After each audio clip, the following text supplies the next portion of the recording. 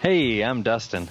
And I'm Steve. Welcome back to the Wedding Photo Hangover podcast, the finest phototainment in the world. We are an irreverent look at photography. This podcast, like aspirin, will help you recover from your wedding hangover.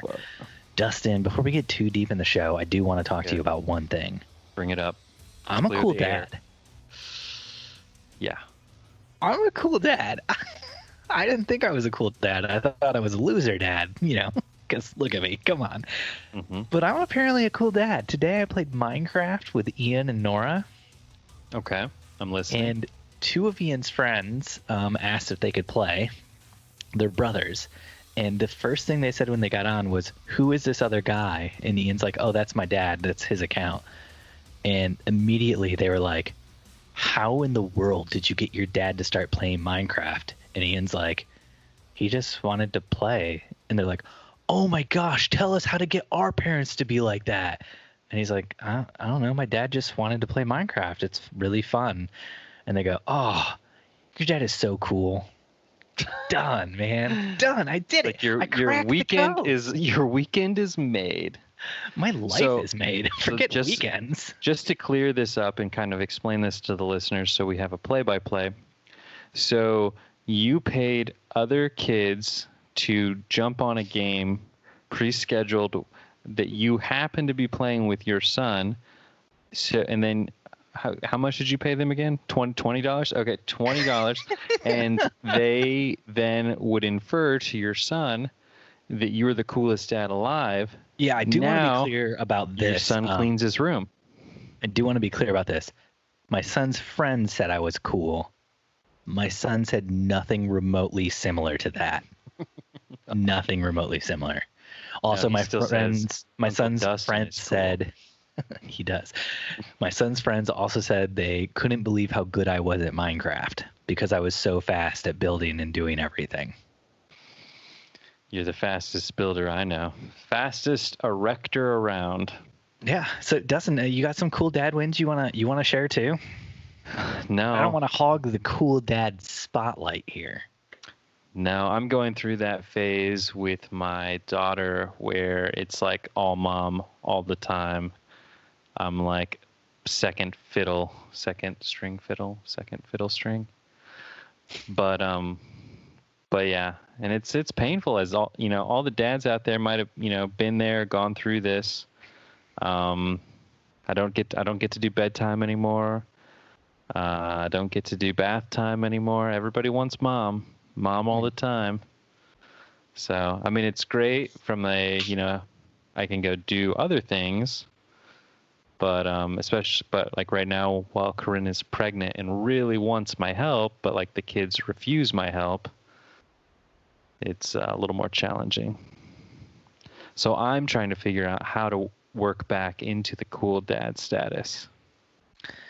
Dude, Sounds like I might have to wait a few more years.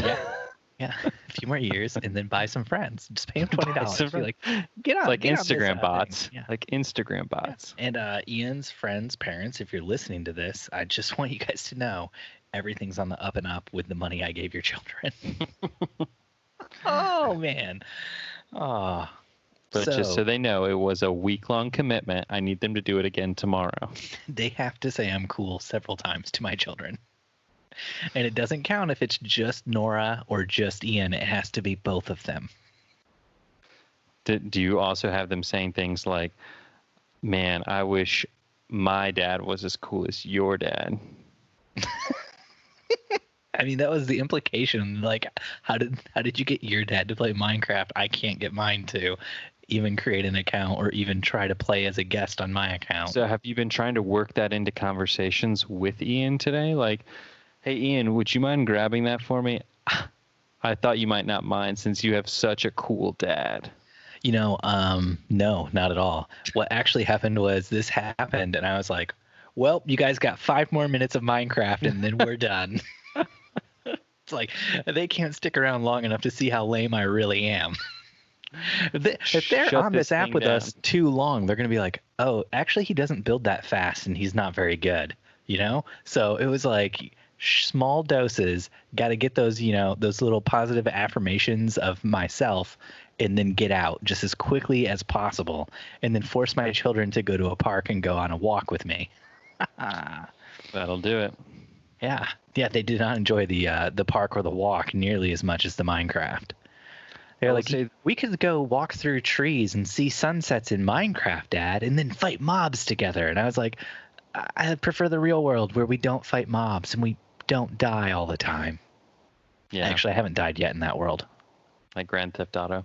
Yeah. But yeah, I'm like a level 20 now, man. Oh, so good. Racking up that XP. I've only been playing for one day. That's all you need. Yeah. One day. Dustin, we should probably get into the show. Probably have a podcast. Yep. Sounds good. So we got some follow-up. Listener Sally Psycho wrote in, and a few weeks ago we said on the podcast, what kind of accent does someone from the DC area have? And she says she feels so seen, LOL. And me, Steve, I wanted to talk to you about this, Dustin. Okay. Because I've been to DC several times. Have you ever been to DC? Yes, I have. A couple of times. Is there a DC accent? Like, I was half joking, but like also I can't place a single accent as like a DC accent, because every time I've been there, it's been like I've just met so many people from so many different countries while I was there, and so many people from different places around the United States, like mostly tourists. Okay, almost all tourists. Exactly. But also like people who work at restaurants and stuff like that, people who own restaurants, and it just seems like there's so many different accents. Now, on the other hand, I've been to NYC a few times, and there are distinct New York City accents. True. But they also have a lot of like tourists, a lot of people from all over the world there, but still distinct accents there. I think that's because with New York, there's such a pride about being born and bred in New York, whereas DC, I can't think of anyone that's like, I am born and bred in DC.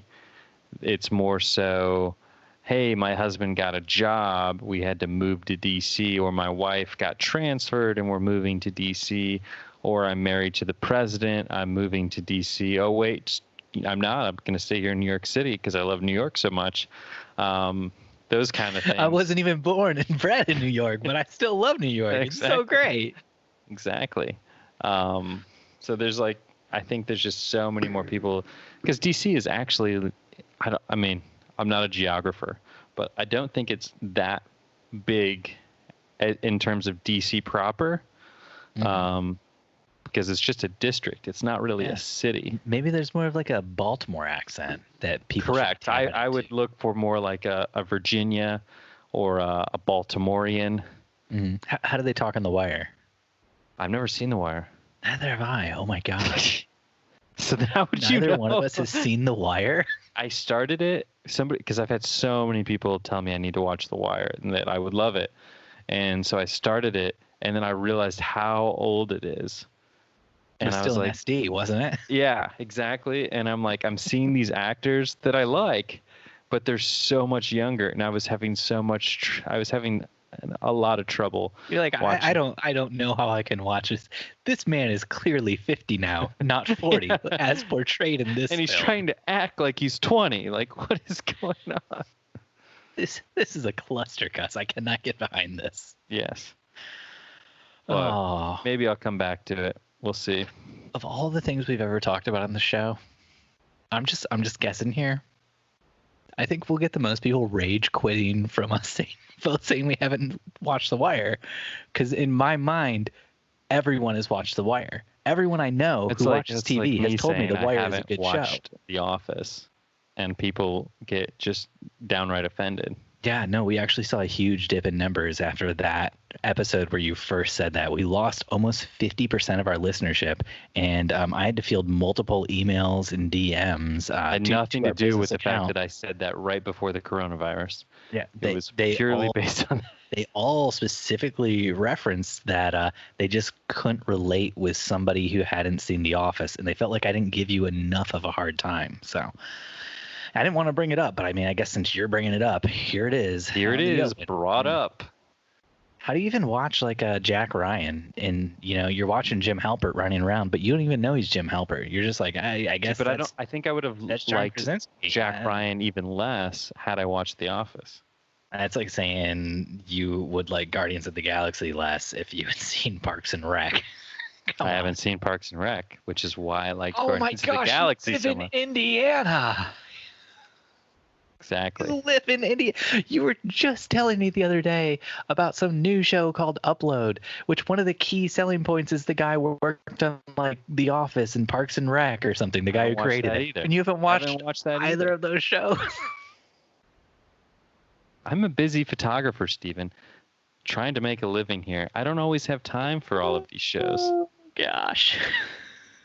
Oh, man. I love, though, that we now live in a world where your value as a human on this earth is judged based upon the content in which you've consumed. Not just the content you've consumed, but the content you've consumed and like. That's a huge component, Like everything I consume. Mm-hmm. Yeah. Like I don't want to be friends with somebody who, watched Fleabag but thinks it's a piece of shit, like, and doesn't ever want to watch it. Like that's not somebody I'm going to be friends with, I'm just throwing it out there. I know, we're barely hanging by a thread. Our friendship just barely hanging on. Sounds good. That's where I like it. Just on the cusp. Cusping. Yeah. Dustin, let's do some let's talk. What beer are you drinking tonight, bud? Well, I was drinking a Blue Moon, but I finished it while I was talking to your wife, so. Jeez. I schedule a time to record with you, and then Jen just happens to be in the room, and the next thing I know, the two of you talk for an hour while I'm just sitting around playing on my phone. Some people enjoy talking to me more than others. How was that Blue Moon, buddy?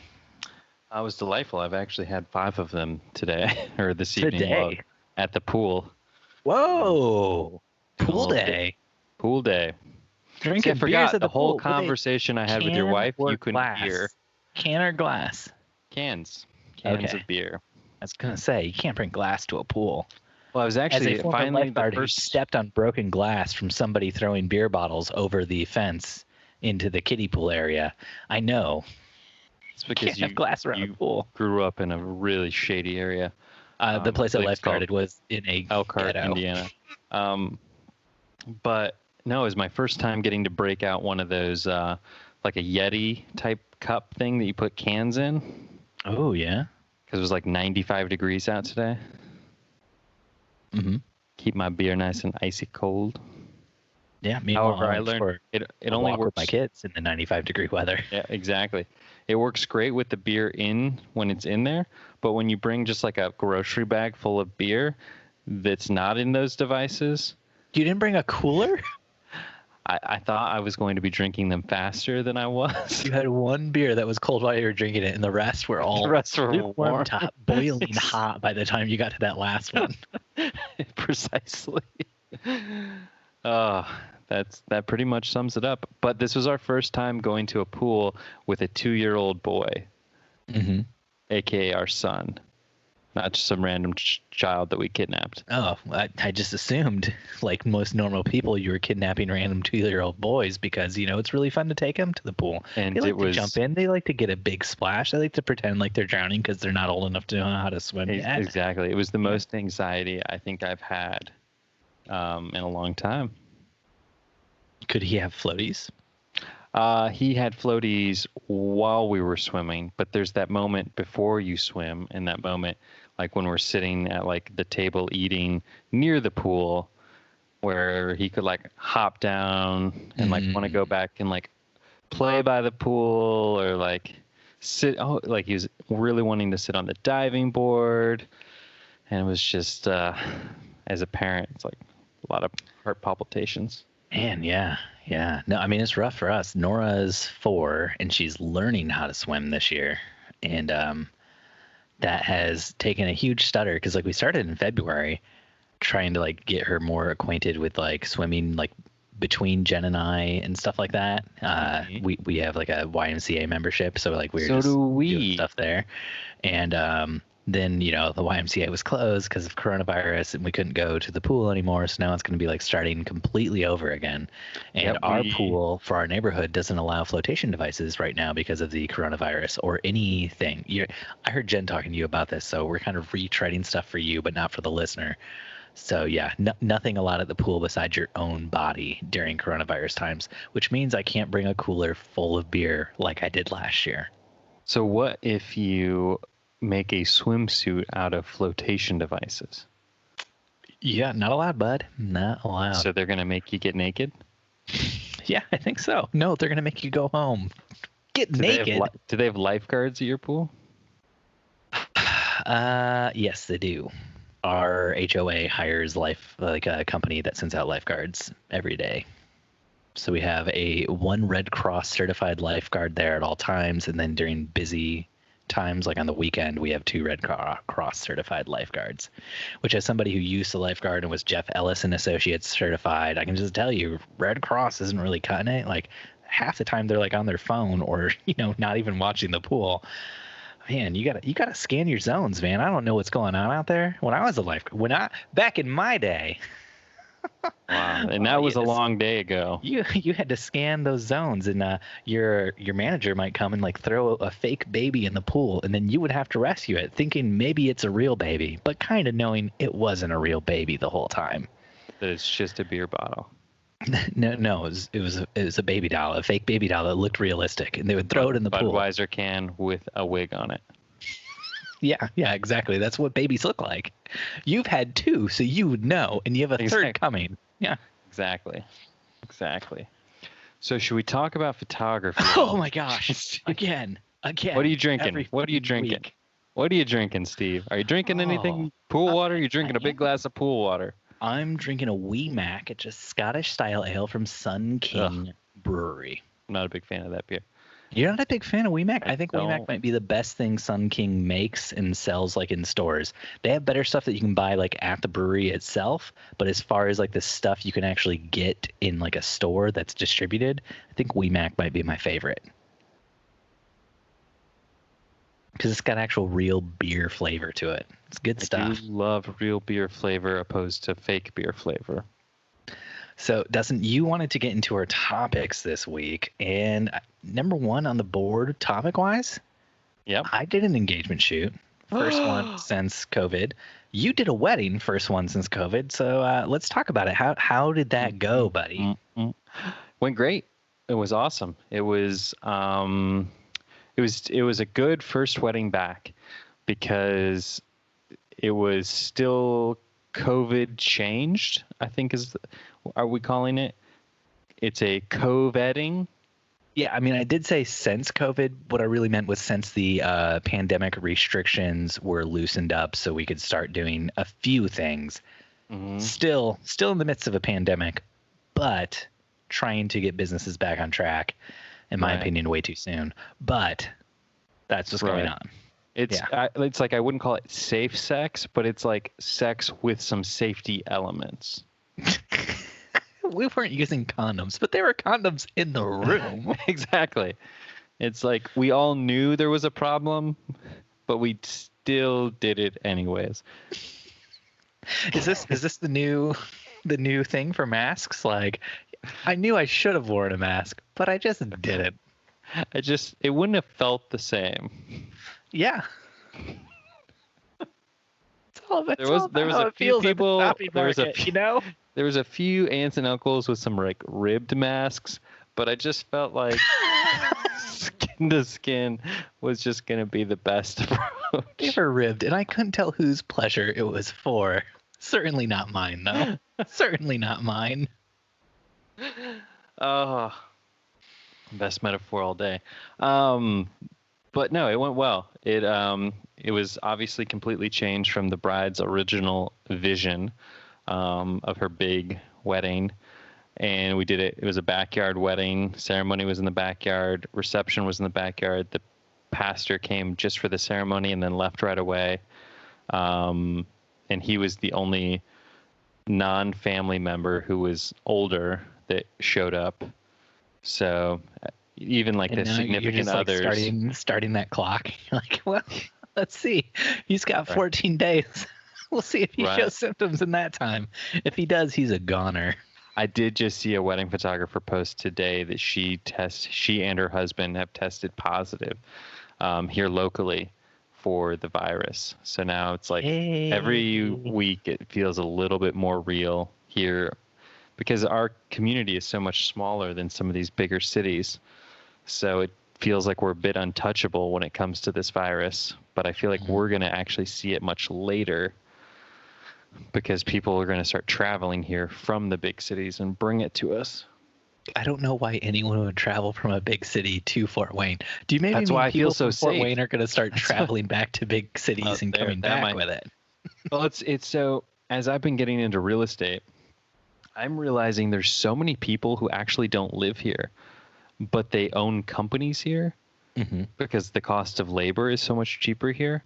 And so they own like a condo or a small house, and then they come here for a couple weeks at a time to check on things, and then they go back to North Carolina or somewhere far more beautiful than here and commute. And that's like a common thing for some people. And so those are the kind of people that I would foresee like bringing it when they come back for, they've been stationed in like, say, New York City, and then they have to come back and check on something here. And that's when it comes. Yeah. Oh man. Yeah, Fort Wayne's about to blow up. But the wedding went well. It was very small, very intimate. And we still shot 5,000 photos. Nice. Way to knock it out of the park, bud. You're just so trigger happy. It's like, man, you haven't shot a wedding in like 3 months, and then you're like, and because it's smaller and more intimate, you feel like you have to overcompensate because you feel like there's already going to be less photos. So plus, I even broke out my drone. By all the ribbed masks and stuff, and I even broke out my drone to snap some photos from above. Because during the ceremony? No, during the reception. Because I'm just like, what else am I going to do? Yeah. I mean, I've shot, there was only probably 30, 35 people there. And so I'm like, after the first hour of the reception, I'm like, okay, what do I do now? Yeah. Wow. So Dustin, were you wearing a mask at this wedding? So my wife and I both brought masks with us, had them on us.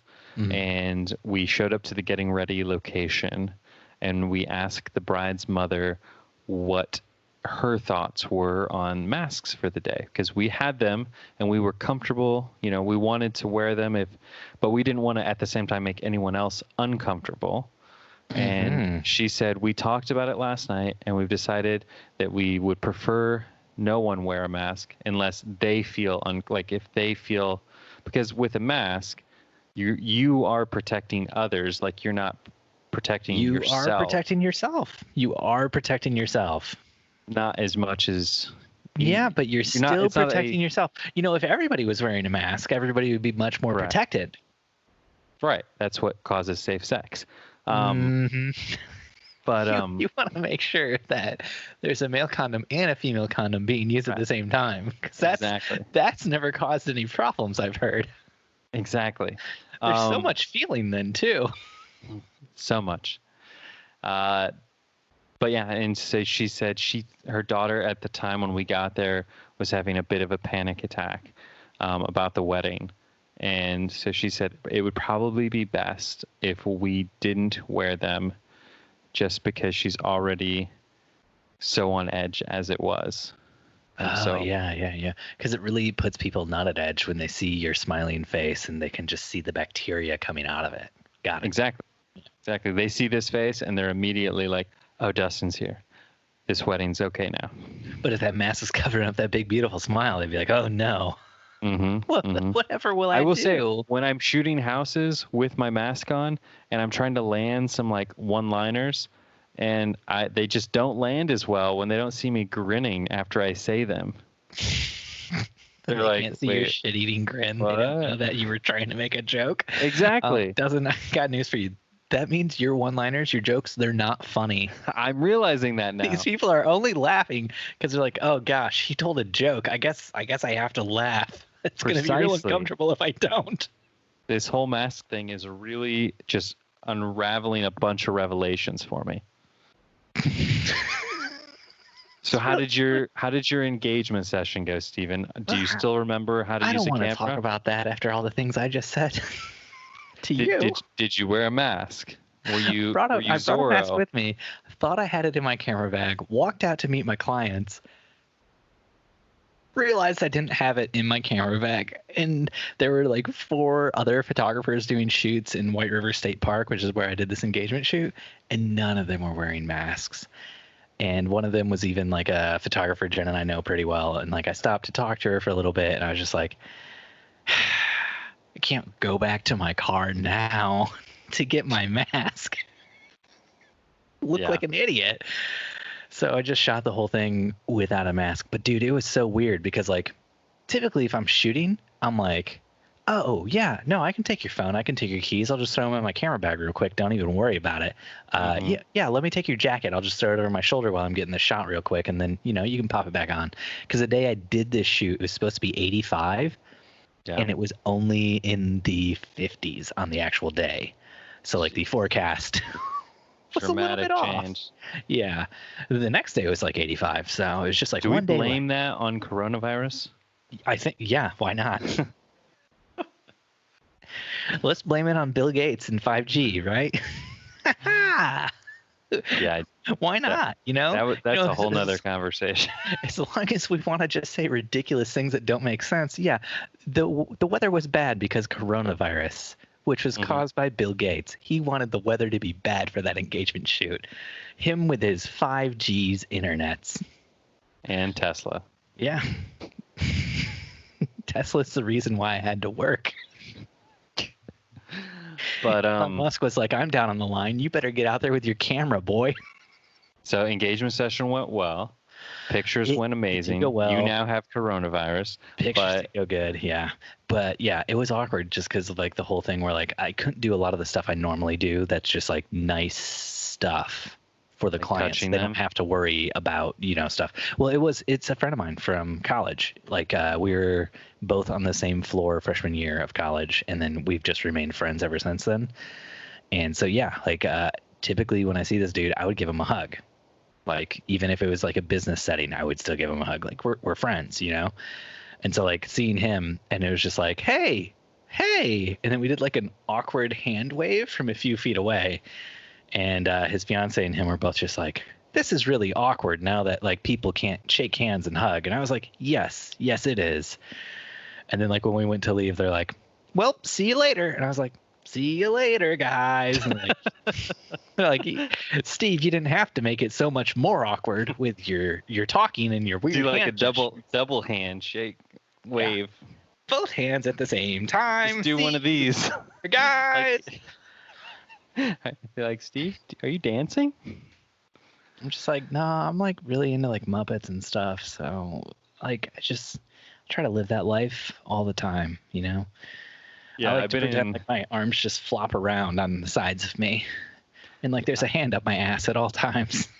Directed, I had moving my mouth. Had a lot of situations where I feel like the natural thing is to like shake hands when you like walk up to meet a realtor or somebody for the first time, and I try to like keep my hands in my pockets to like give them a mental cue to like, oh, don't do it, and then like the other day I had a new builder I'm working for came up to me because there was supposed to be no one at the house, and he was like finishing up a few things, and I walk up and he's like, oh, hey, good to see you. Like, and then he sticks his hand out and he's like, are you shaking hands? And that was the first time I'd been put in that like confrontational state where I was actually asked like, are you shaking hands? Like, I felt like that was like, are you dirty? Kind of like, I don't know. There's so many implied things. My mind just started spinning. And so finally I said, sure. And I shook his hand and then immediately pulled away. And then I had a little like travel size hand sanitizer in my pocket and just went. You're like, don't mind me. I'm just putting some of Daddy Trump's hydroxychloroquine all over my hands. I'm going to inject some later. Don't worry about it. I just took a syringe of Clorox and I just shoved it into my neck. Oh, gosh. These are weird times. Speaking of weird times, a New Jersey wedding photographer was charged with violating a coronavirus emergency order after police caught him photographing a ceremony. And he is standing up to a fine of $1,000 and possibly 6 months in jail. A possible fine of $1,000 and 6 months in jail. Yeah, we don't know exactly what's going to happen, but that could be what happens. What does the photographer have to say for himself? I did not read any of what his statements. I just saw this story on F-Stoppers, and I thought, you're shooting weddings. I did an engagement shoot. We should talk about this. We should bring this up because in other places, it's not nearly. I mean, New Jersey obviously has had many, many more cases than we have here in Indiana, and their government's taking it a lot more seriously, as our government should be. But, we don't have any control over that, so we just got to work if we can work because that's life now. Yeah. So that was weird, man. Yeah. No, I honestly, that was a small fear of mine because it was a backyard wedding. And, I mean, I know it's legally okay for moderate gatherings right now, but being that it was a backyard wedding, there's cars up and down the street because it's not like there's a parking lot. That I was like afraid that a neighbor, like a pissed off neighbor, would just like call the cops and be like, "Hey, there's like a huge ass gathering like next door to me. Can you come break this up?" Less because they were concerned about the virus and more because they were just an annoyed neighbor. Yeah. Wow. Yeah. But everything went off without a hitch for you. I mean, it's a little different now. So the guy's name was Yakov Makuka. I'm probably pronouncing that very wrong, but he was shooting this on April 21st in New Jersey, which, as I already stated, their restrictions were much greater than ours here in Indiana. But please, everybody, stay safe out there and follow the rules of your state. And even once you can shoot again, don't be like me and Dustin. Actually wear your mask and stay 6 feet away from the people at all times. That was super weird doing shots where I'm 6 feet away all the time. Like never getting close, never getting in there. Yeah. No handshakes, no hugs. No handshakes, no hugs. No hugs. Why? I don't like hugs, but like I can't do hugs and now I want to do hugs. So maybe the silver lining is, Steve, you'll come out of this quarantine state the biggest hugger that I've ever met. That's probably not going to happen. I'll probably go back to my old ways. Like the day they're like, you can hug again, I'll hug one person. I'll be like, well, that was terrible. I'm never doing that again. That's probably what you'll do. That is probably pretty accurate. Mm-hmm. Did you want to talk at all about how you've been saving up all of your pennies and dimes for this Canon EOS R? No, I thought we'd skip that one because like the price was like $7,000. That's why I made it black in the show notes. I highlighted it as black because we were just going to skip it. I figured it was black because it was like your soul. And so that meant like, I really want to talk about this. What Dustin is referring to is the Canon EOS R5. Steve's dream camera. Popped up on an Australian retailer's website for like $6,400 or something. Yeah. I don't know if that was US or Australian money. It was like 11,000 Australian. Yes, 11,000. Yeah, so it's 6,500 US about. And then apparently the next day, Petapixel ran a story that was like, actually, the price leak was an error, and it's not going to cost $6,500. So it's like a non-story story, which is why I tried to skip it, Dustin. But no, you just had to bring it up. Well, what I wanted to bring it up is because I think it will be hilarious now if Canon was planning on releasing this at like a $3,500 price point, and then all of a sudden this story created so much buzz and enough people were like, I'd still buy it for $6,800. Like, that camera looks amazing. And Canon's like, well, shit, maybe we should rethink our price structure for this. I think most people were just like, I'd never buy that camera for that much money. I don't think anybody was like, I'd still get it at that price point. Did you see anybody saying they'd get it at that price point? I saw a few people. I think there's always going to be those diehards out there. Yeah. And then they'll drop the price like 6 months later. Canon should just do a thing where like every new camera they release, they're just like $10,000, and then like 3 months later they're like, and now the price is down to something reasonable. $2,500. Yeah. You know, they could just do that, and they could grift all those people who just got to have that new Canon hotness as soon as it comes out. Gotta make my YouTube unboxing video. Oh yeah, dude. It's a YouTube unboxing tax. Oh my gosh. Why haven't camera companies thought of this yet?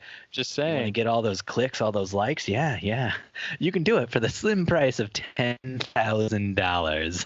Is it going to be worth that much to you? That's what we need to do, Steve. We need to start a consulting company where we get these items into people's hands early so that they can create these unboxing review videos so they can get all those thumbs up and likes on YouTube. But then what we do is we charge a premium for those items. Mm-hmm. I like where this is going. Yeah, that influencer tax. Got it. Exactly. And then when they send them back, we get to keep them. Think how crazy that'd be. Influencers are so used to getting things for free or deeply discounted. We flip the script. Flip that script, and we're like, what, you think you got a lot of followers? That means you get special? No, you want to keep those followers. You got to pay our prices. Exactly. You just changed the whole game.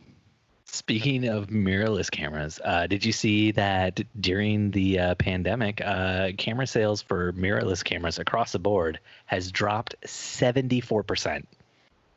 It's because nobody can take pictures right now unless you're Sally Psycho and like photographing birds. Nobody can take pictures, and nobody has money to take pictures right now. Mm-hmm. Or to buy gear is what I meant. Nobody has money to buy gear right now because of what's going on. Yes. It's a tough time, man. It's a tough time. Unless you take pictures of birds or landscapes, then I feel like you could probably get away with it, right? Absolutely. I was hoping that there would be some crazy discounts on cameras, but I haven't seen anything. It seems like most of the big courts are just like thinking we're gonna wait this one out. You know? Mm-hmm.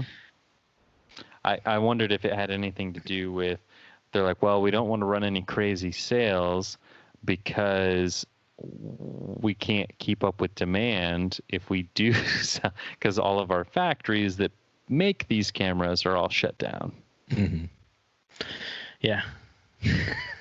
We couldn't source the cameras to them anyway, so who cares? Right. Who cares if they're not selling? So let's just try to keep selling what we've got on the shelves at full price. You know, as long as it takes to get them off those shelves. But I wouldn't be surprised if there isn't some sort of like big sale, like 4th of July sale or something, once things are kind of back running. Yeah, a big American sale for all those American photographers, because America's the only place affected by this. America! That matters, yeah, absolutely. Dustin. Listener Josh Withers would agree with me. Oh, Dustin. Oh, man, Dustin, wow. Can we talk about this Dutch court? You want to talk about this Dutch court? Being that you're from the Dutchlands? I don't know what you're talking about. What do you mean I'm from the Dutchlands? The Netherlands? Your last name is Van Elk, hailing from the Dutchlands. You're practically a Viking. All right, Dustin. So drink beer from a boot.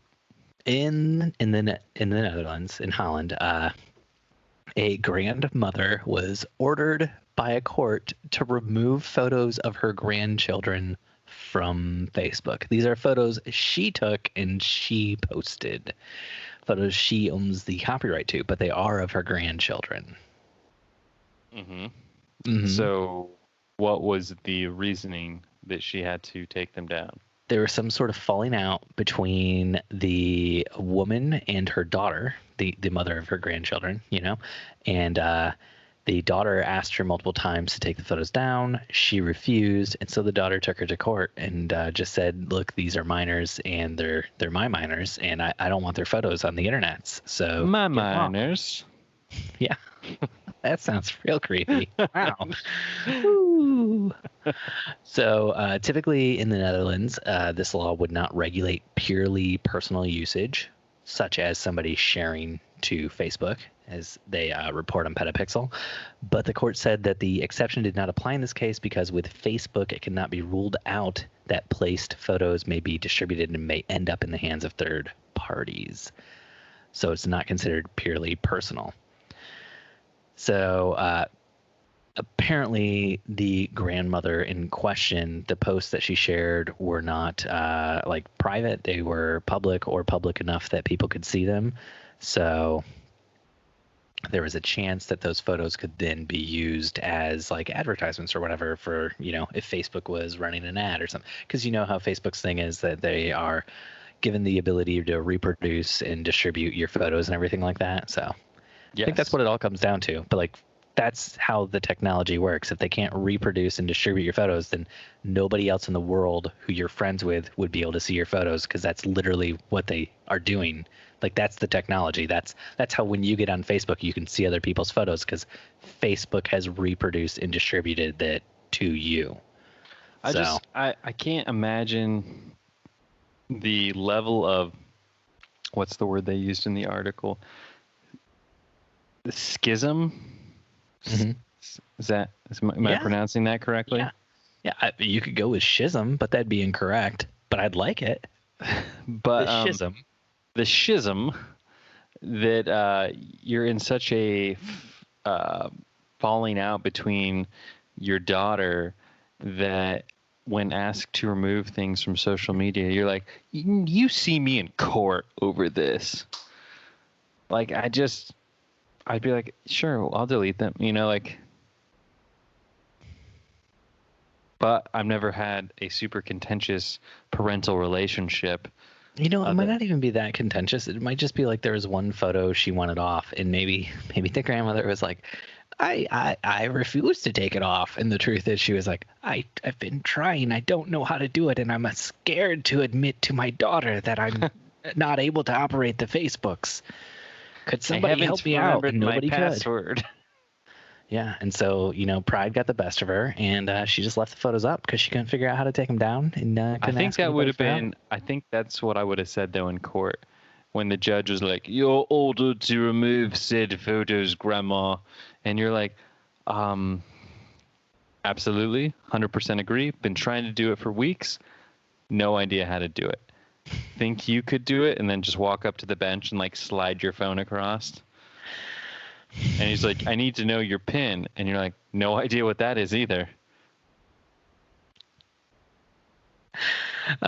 So the grandmother is going to have to pay a fine of $50 for every day that she doesn't comply with removing the photos, and could have to pay up to $1,095 total, or €1,000 total. 50 euros every day, 1,000 euros total, but it'd be $55 or $1,095 in American. Sorry. So let's get this straight. If she was really a badass and she's like really wants to stick it to her daughter, she could choose to leave them up and just pay $1,000.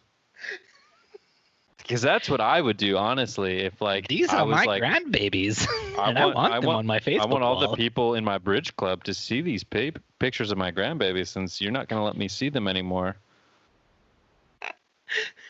Here's $1,000. You're not going to let me see them. Judge, anymore. Can I pay that in full up front? Is that? Oh man, we do not know what's going on there, so let's not delve too deep into the relationship between the daughter and the grandmother. But that's just a crazy place to be. I mean, think of like street photographers who might take a photo that has a child in it and then post it online without thinking twice about it, because street photography, I guess, or whatever. Right? Yeah. Speaking of street photography, did you want to talk about these completely posed, staged, striking twilight portraits? I don't know. Showing the loneliness of lockdown. No, I didn't. You just texted me this link. I meant to text it to Jen, not you. We were talking about like composite photography and stuff like that, and photos that were a bit more surreal. And I was like, oh, I just read something on Petapix about that, and I went to text it to Jen, and I accidentally texted it to you. We can talk about it if you want. So a photographer in, where was it, Dustin? You got the article up in front of you right now, right? You came prepared to talk about this? Still in the Netherlands. Yeah, still in the Netherlands. That's right, my boy. My boy, it's a great country, my Netherlands boys, full of all the good news, full of all the good people. Van Gogh, good people. So yeah, it's just a series of photos. This what's the guy's name? Roloff Boss. Roloff Boss. I know, that's a pretty cool name, dude. Yeah. Next kid Jen and I have, we're not having any more kids. I'm going to name him Roloff. It's like Olaf, but with an R at the front, right? But he did a series of, he's calling them portraits, like, combining porch with portrait. And I hate that. I hate that somebody did that, but it happened. I love it. I kind of love it. You would. You would.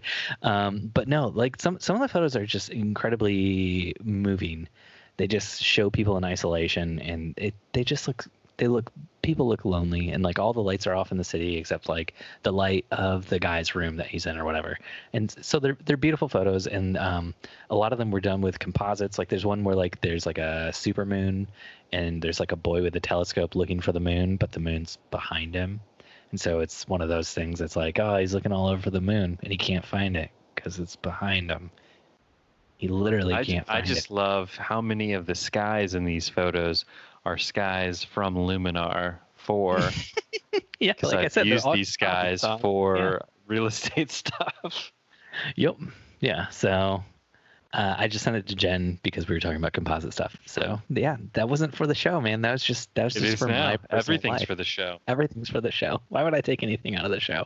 Exactly. Oh, Dustin. Hey, do we want to talk about somebody else who was arrested for violating quarantine? Was it me? No, it was not. Who else? Who else was arrested? So a young man went to Hawaii on vacation. And right now, if you travel to Hawaii, you have to remain in quarantine for 14 days before you're allowed to like go out in public anywhere. Wow. They're taking it pretty seriously over there. Do so they the young cover man the 14 days? I don't think so. Like, is it a free 14-day stay in Hawaii? No, I don't think it's like that at all. It's a free 14-day stay in a hotel room in Hawaii. That you have to pay for. Yes. So he's decided he's a 23-year-old named Tariq Peters, and he's from New York City, and he went to Oahu on May 15 and soon posted photos of himself on the beach on his Instagram account, which is how the police got him. So the Hawaiian police has a social media division that's monitoring social media activity. I'm sure every quarantine violators has a social media division, and I'm sure in places like Hawaii, an island where something like the coronavirus could really just, tear through them, it would be very important to monitor stuff like this. And they're probably making a little bit of an example out of him. Hey, don't come to Hawaii and violate our quarantine rules because we're taking this seriously over here. And so he's currently in jail with a $4,000 bail. Wow. Let me guess, he's in jail for 14 days? No. You're trying to get that free stay, aren't you? Maybe this was all a ploy on his part. The jail in Hawaii is still better than New York City. Exactly. It's probably more spacious than his little one-bedroom, shithole in New York. Yeah, where the coronavirus is just tearing through that city, so. Yeah. Now he's like, hey, I get 14 free days, and then I get to hang out at the beach. Get 14 free days of taking dumps in front of other people. Yeah! Just like in my apartment in New York City. Where there's a bathroom, but no doors. Also, the bathroom is the kitchen sink. Exactly. This is a sink toilet. Where I wash my dishes. Yeah. Mm. Oh man, Dustin, we got answer one some more questions? story. Stories? We got one more story I wanted to talk to you about from the Ketchup Man, From Dr. Hines? Dr. Mines. Aldrich Mines writes in and shared with us the Copper Stallion Media saga. Dustin, what do you know about this, my man? Absolutely nothing. Absolutely nothing, Dustin. Okay, so Justin Montney got engaged, was going to get married, hired this company, Copper Stallion Media, to do video for his wedding. And then his fiance died in a fatal car crash. So As some he contacted Copper Stallion Media back in February to see if he could get his money back, to which they replied, no, you gave us this money. We told you it was non-refundable. You can't have this money back.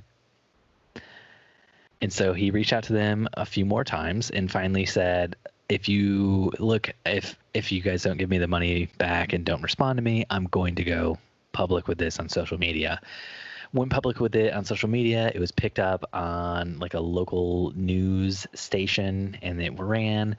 And then people started leaving really bad reviews for Copper Stallion Media. Gosh, it's so. I mean, it's like the same thing though. Like if you book a flight and you don't book travel insurance, and then like one of your spouses dies, the flight isn't going to just be like, ah, man, I'm so sorry. Yeah, let me refund you for that ticket. Like any other business is going to act the same. Yeah, is it like shitty of the photographer to do, or videographer in this case? I mean, yes.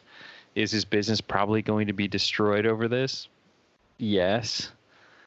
But I mean, that's the nature of this business. We only get 52 Saturdays in a year to book. Mm-hmm. And that's why you should wear your seatbelt when you're driving. The fuck, Dustin?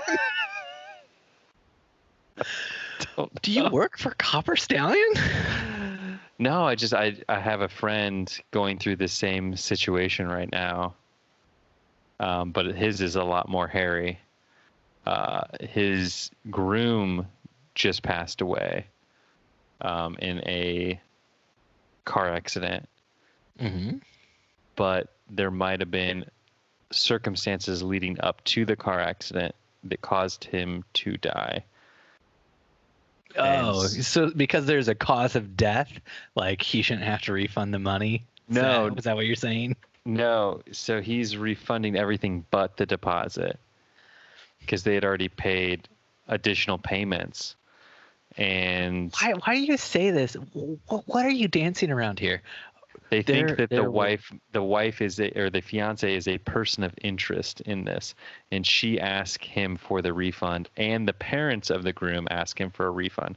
So he was in this really precarious situation where he had two parties both asking him for a refund, not knowing, legally speaking, what the best recourse was. That's what I'm dancing Time out. So how did this groom die? He was in a car accident, but he also suffered a gunshot wound prior to the car accident. What? So the thought is that maybe she was cheating on him. He went to confront the person that she was cheating on him with, and something happened. There was a gunshot, and then he drove off, where he then, passed out at the wheel due to the gunshot and crashed his car and died. What? Yeah. I'm telling you, Fort Wayne, crazy place. I mean, that deposit though, that's the devil's money. Your friend can't keep that. That's got to go somewhere. Oh man, yuck. That's a yucky situation. So the friend then had to hire an attorney to get to the bottom of who he should refund. And so Who was on the contract? both the bride and groom were on the contract. However, the attorney said you would Who was listed as the refund. groom's beneficiary? Do you have that in your contract? No, that'd be like in their will or their insurance stuff or whatever. Gotcha. It'd be like, hey, if I die, does my stuff go to my mom and dad? Does my stuff go to my fiance? Who does it go to? Right. Like if you're married, it goes I to your thought you meant spouse like unless in you your wedding specify someone else. contract, you have something that states if you die prior to your wedding, who gets the engagement? Almost look that into files? my wedding contracts now. Just Yeah. like, But guys, I just so want to know if one of you dies prior to the marriage, and it's suspected one of you is a person of interest in the death of the other one. Do you want like those photos to go to who exactly. on that engagement shoot? But so he just said simply refund the money in the exact same way it was given to you. So like whoever wrote you the check, you would write a check in that person's name, and then the executor of the estate will make sure that goes where it's supposed to go. In this case, they paid via PayPal, so he said just go on PayPal and refund the money back to the PayPal account that it came from. Mm-hmm. And then he said, but because this wedding was a destination wedding, he said you would deduct any travel expenses that you were unable to get refunded from the amount paid to you. Yeah. So. Wow. So, Dustin, I did not expect you to come down on the side of Copper Stallion Media. I thought maybe to keep the show interesting, we would have to like flip a coin to see who would be on what side. But man. Obviously, you have real life experience with something not incredibly similar, but kind of similar because maybe murder. But but I mean, like, so just to be clear, like if one of your clients died, you would be like, oh yeah, here's all your monies back.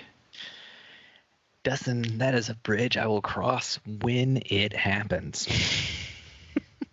Gotcha.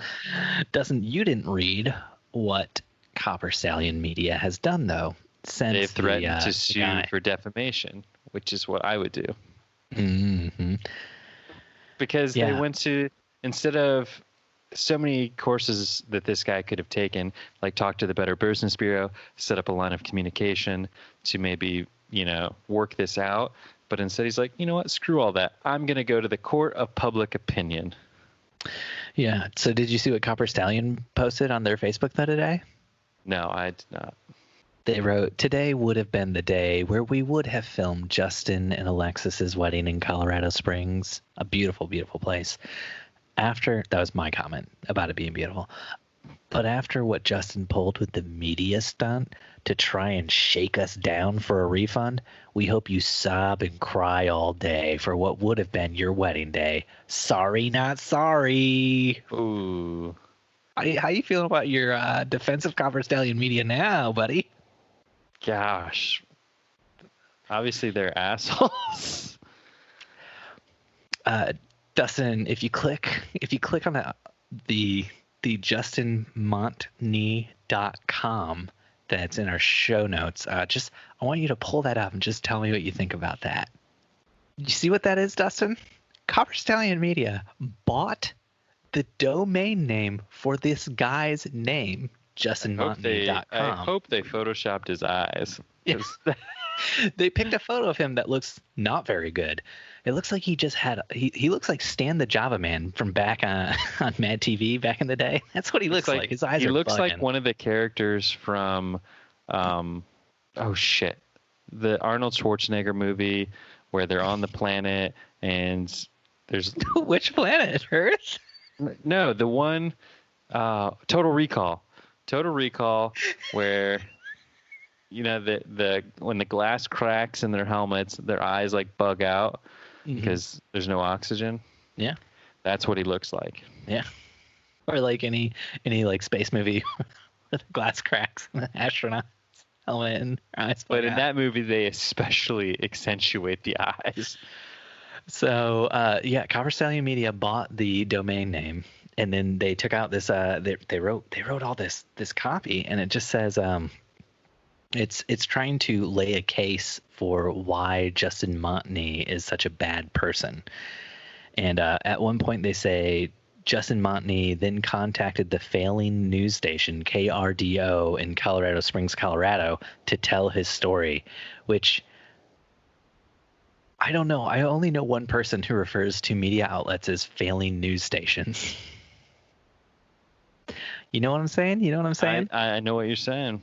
And that was something that Grant Beachy pointed out in the group as well. It caught both of our eyes. It's just like it feels like it was straight up lifted from like a Donald Trump speech. Hey, it works for him. Why not? Yeah. If the playbook works, if you know what I mean. And then they write, in the news story, he admits that the contract was non-refundable, but says we should give the money back due to the circumstance. Life is a bitch, Justin. Okay, I kind of want to meet this person. Can we get them on our show? Then they go on to explain what that money's used for, your non-refundable deposits and everything, and why wedding companies have to take it. As you said, only 52 weekends in a year, blah blah blah blah blah blah blah. I don't know. Is that a thing people say? It feels like yeah, there we go. Got it. So he says, Justin and his fiance booked 2 videographers with us. Now we have 2 shooters who cannot film that day and lose out on that income. But they don't really have to lose out on that income, because you're not refunding the deposit. So anyway, that's just a moot point, But they say, oh, gosh. They say if we knew he was going to shake us down, we would have charged a higher deposit. Then they go through, they share like all the emails in which Justin comes off actually like a pretty nice dude who's just kind of like trying to reach out. Like their very first email back to him, he says, Dear Copper Stallion, I regret to inform you my fiance Alexis passed away in a car accident on the 3rd of February. I am hoping to cancel any arrangements we made with a refund. Take care and God bless, Justin Montney. That's his first email. Response, I'm so sorry, Justin. We will take you off our calendar. Please note that the services are non-refundable under the terms of our contract. I do wish you well. Then he writes back and says, well then, I'd like to push my reservation for 10 years from now in case I ever do get married. That, or I could have a refund. Which if they allow people to push dates, that's a completely legitimate threat for him to make. Mm-hmm. I'm just going to throw that out there. Oh gosh. Then he writes, all the other arrangements were understanding during this tragedy. Which is a spelling error. He meant to write tragedy. Mm-hmm. Or tragic. Or tragic. Yeah, but he wrote tragedy. And sorry, man, that just made me laugh really hard.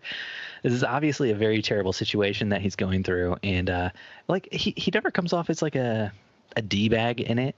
He does say, I've noticed you didn't reply. I'm just notifying you that a presence will be taking place on social media due to the lack of contact over nearly 2 months. So it's not like he just straight up went straight to social media. He sent them a message in February. They never sent him a message back saying, hey, I'm sorry, we just can't do that or anything. So 2 months go by, and then he says, look, you haven't gotten back with me. Now I'm going to take it to social media. They make it sound like he ran straight to social media to like smear them. But it's like all this happened because because they didn't do a good job with customer service, it feels like, just based on them sharing the actual emails that were sent back and forth. But maybe the best part then is down at the very, very bottom. It says, they say smear campaigns like this seem to be becoming commonplace in our industry or something like that. And they link to that. They linked to that news story about that other lady down in Texas who had a smear campaign and then she sued and won a $1 million lawsuit against the people. But right before that, they write, this website is registered with us for the next 2 years. Thanks to your non-refundable deposit, you support this website and domain. Welcome to the interwebs, you stupid shit. Oh, it's like every time you feel a little bit bad for them because they are a business that's trying to run, that's trying to stay in business. They just do something so stupid and antagonistic like this. Do you want to know what's even better? Yeah. So I did a quick search for Copper Stallion. Yeah. I mean, you got to give these guys credit though, where credit is due. They've already They know taken how to down their be dicks on Facebook the internet. page. They've taken down their Facebook page. They've also taken down their not listing. But things you can't take down apparently are Yelp. But they changed their name of their Yelp page to Justin Motney. Justin Motney. Wow. So it says their name when you Google them, but then you go to Yelp and it says Justin Motney has a 1-star review.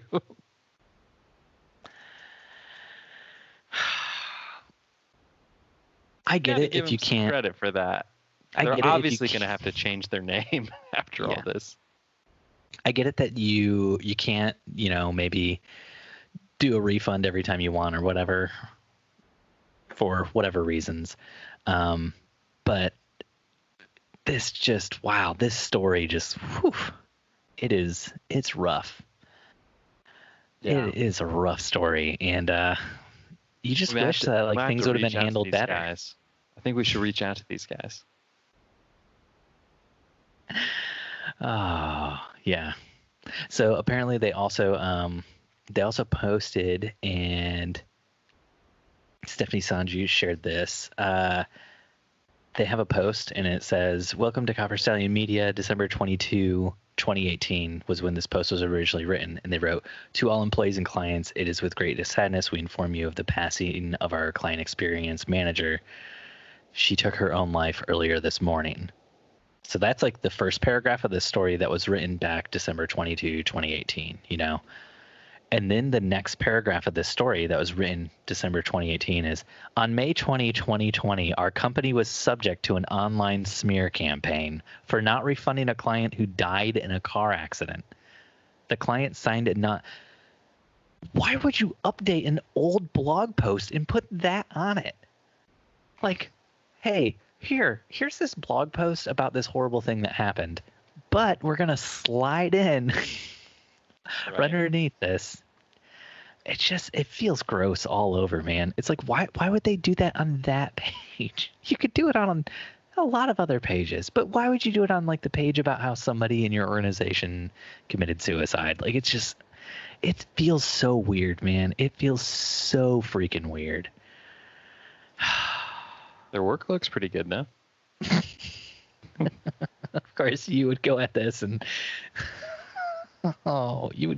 just find the good in this company. That's right. Oh man, I'm gonna get him on the show. Yeah, when I first saw this, I was like, initially felt kind of bad because it seemed like, oh, something bad just happened here, and like they just couldn't figure things out or whatever. But then like seeing the way that they've been like posting to social media and everything, it's just like, oh shit, like things went bad for them, obviously.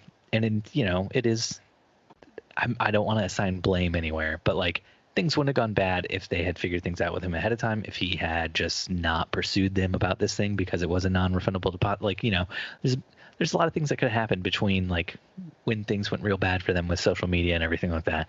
But like their response to everything going bad on social media is just very, very bad, just very horrible. So when did this all start going down? I don't know, man. We just saw the post today. That's when the Ketchup Man, shared it in the group. Mr. Ketchup himself, Aldrich Mintz. Gotcha. Because I'm seeing that it looks like it might have been last year. It might have been last year. But the story ran on May 22nd, 2020 on KRDO. I know, but a lot of these kind of things, they happen in the past, and by the time they actually... Oh, the fiance died like this year, February. Oh, so it was this year that this all went down. Yeah. Yeah, it's all been going down this year. Or maybe she died in January, not certain, but it was sometime this year. Because like his last email to them was in February of 2020, Dustin. They posted the emails on their site. The site they took out in his name. Jeez. This is all rough. Let's move on to something else. Something more uplifting, like let's do some Q&A. All our Q&A. The most uplifting Q&A. Oh, shoot. We can't do Q&A yet. Why not? Sorry. This has all been very depressing. let's move on to something more uplifting. Speaking of things that go up, That was good. That was good. let's head on over to the drone zone. Ah! I'm going to edit out the first part where I screwed up the transition and tried to move to Q&A first and just leave in that really solid, good second transition. So people will be like, man, that's Steve Van Alk. He knows what he's doing with podcasts. He is a transitional guy. Mm-hmm. From Phantom producer Louis Novak, DJI's future in the U.S. is in question, Mr. McKibben, after losing a patent lawsuit. Dustin, I know you're a big DJI fan. You're a big droner. You just drone on and on and on and on. And on. Everybody listens to podcasts and up and away. Yeah. So a U.S. judge has ruled that Chinese drone juggernaut DJI violated the patent of a smaller drone maker. This comes to us from Petapixel, written by Michael Zhang. Big time fan of the show, Michael Zhang. I was just reading him word for word, so I needed to credit him. Usually I don't do that. Usually I summarize, and then we just include links later. But I read him word for word there. So yes, Autel Drones had a patent that looks very similar to the DJI Mavic system, and apparently a judge has decided that it looks similar enough that DJI has infringed upon Autel's copyright or patent, and they could potentially, Autel is pushing to ban the sale of DJI from the United States. I think this is all a huge marketing ploy on DJI's part to get a mad order of sales, because people are like, oh shit, I'm going to have to like find a friend in China or something to get me my drone fix now. Or I'm going to have to. So what I'm thinking, Steve, if this does go down, you and I are going to be the first black market drone dealers. I've already bought the domain. blackmarketdrones.com. Okay, yeah. So we're going to get the DJI drones. We're going to fly to China every month. We're going to bring them back with us, and then we're going to peel off the DJI logos. We're each gonna get 2 of the Inspire 2 drones. We're gonna grab on and just fly them across the Pacific straight to China. Pick up some drones, clip them onto our belts, and fly right back. Yep. Yes, sir. We're gonna drone our way into buying these drones. Oh man, we're gonna be droning for days, man. This is gonna be awesome. I can't wait. Welcome to the drone zone. Plus, I can't wait to like really just like get my guns ripped, you know, my biceps, my triceps, my pecs, you know, just that whole zone from like holding on to the Inspires. Because I assume we're not building harnesses. That's out of the question. No, every bit of harness has to be for clipping on more drones as we fly across the ocean. Exactly. More harnesses is just dead weight. I got to use that arm strength to keep myself. We'll probably on. have the Inspires, and then we'll have like a bunch of Mavic Minis, kind of like hooked to the Inspire to give it a little bit extra oomph. It's going to be a bit of a programming nightmare to control all of the drones with one remote, kind of like a hive mind remote. That's what I'm calling patent pending. The Mavic Minis will be like Rudolph, the little reindeer in the front, leading the big reindeer. Exactly. So that's our plan moving forward. This I can't wait to get this started. We've got more drone news, though, Dustin. So much more drone news. Dustin, a drone got too close to America's finest, the Blue Angels. Oh, gosh. Dustin, what do you think about this? Sounds like something I've always thought about doing. Mm-hmm. Every time I see a helicopter go over my house, I'm like, I wonder if I could get close enough with my drone. Yeah. So the video was allegedly published by Giovanni Lucia. And Mr. Lucia has since deactivated his social media accounts and taken the video down. As he should. Yeah, but not before somebody else downloaded it and also shared it as a mirror on their own YouTube channel. Because isn't that the beauty of YouTube? It's just so easy to download other people's videos and then post it as your own. I do it all the time with your videos, just to keep a backup. Just to keep a backup. Great. I love it. Thanks, bud. It's good to know that if ever all of my systems fail and everything gets stolen, that you'll have my back out there, buddy. Yeah, 100%. I have one more drones. So you keep talking. I'm gonna. So did you watch the video though? No. You didn't watch the video? I thought it would be too much of a bad influence on me. Yeah. And I would want to do something like that. So did he get in trouble? So like most of the shots are from like pretty low and like pretty far away. Then there's a shot about 53 seconds in, and the drone's pretty close. It's pretty high up there, man. And all I can think when I look at it is, it's a cool shot though. Like I would love to be shooting that. But yeah, clearly that's what I'm talking close about. To the Blue Angels.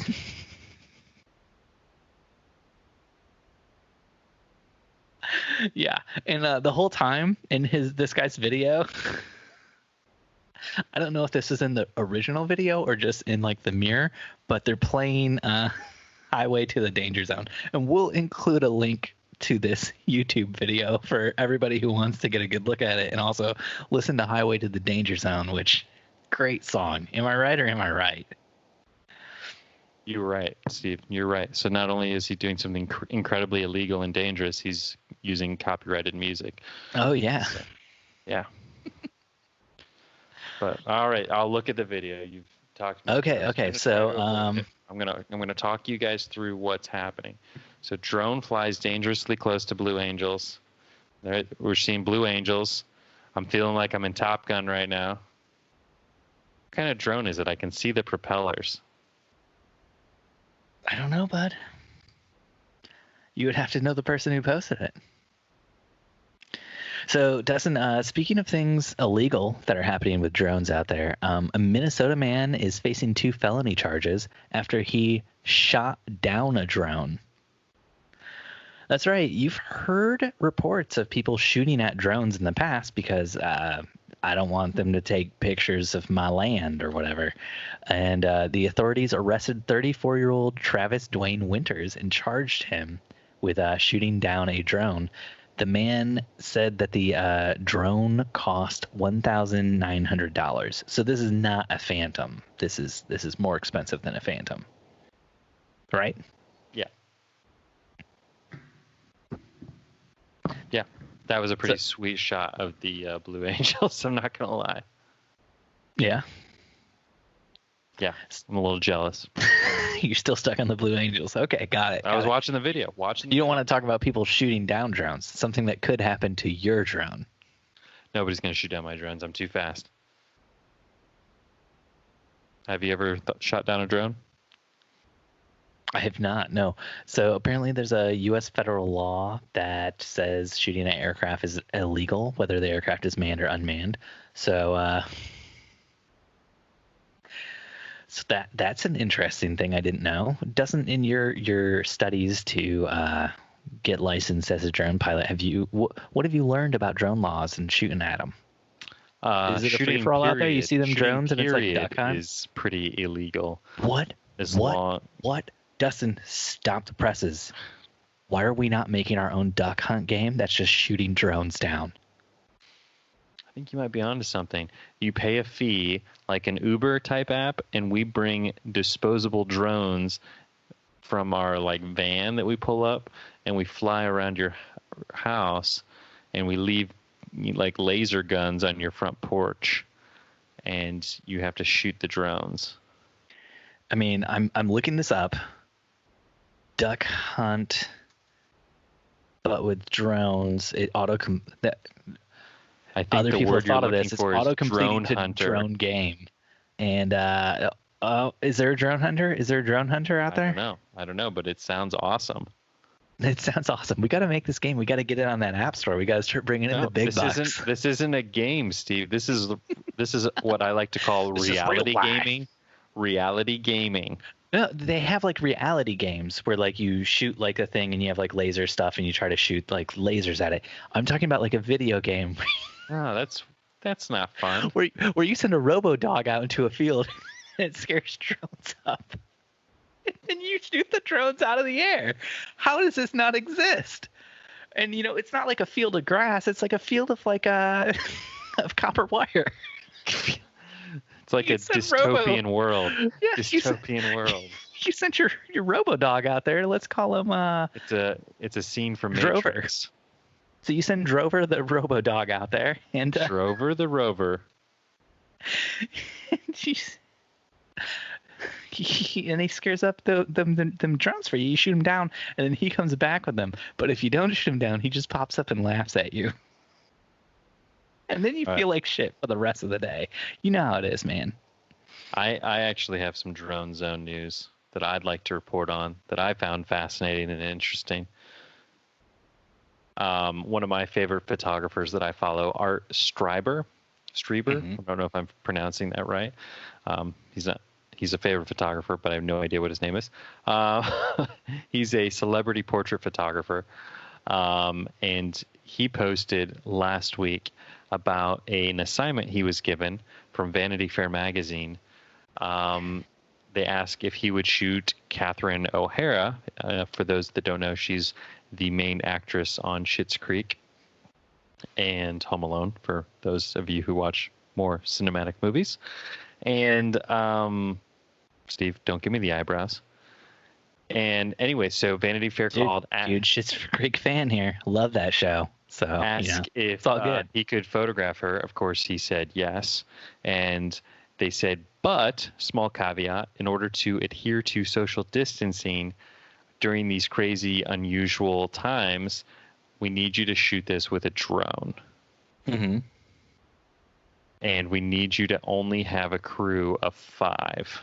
Mm-hmm. Which, for those of you out there who don't realize, being that, we're primarily wedding photographers and one-man shows all the time, or 2, for a celebrity portrait, typically you have large crews.